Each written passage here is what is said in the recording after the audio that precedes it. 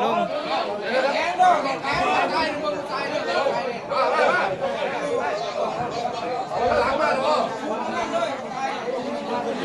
ได้ก็ดีทั้งชุกเด้อมันนี่อ่อนเลยตัวใหญ่จอมงูลง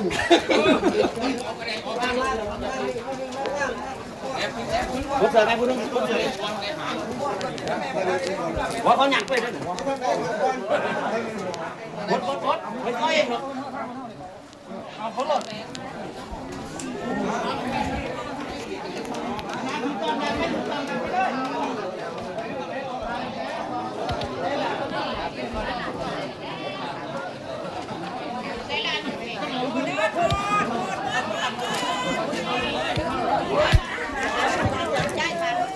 ปวดเงินไปแล้ว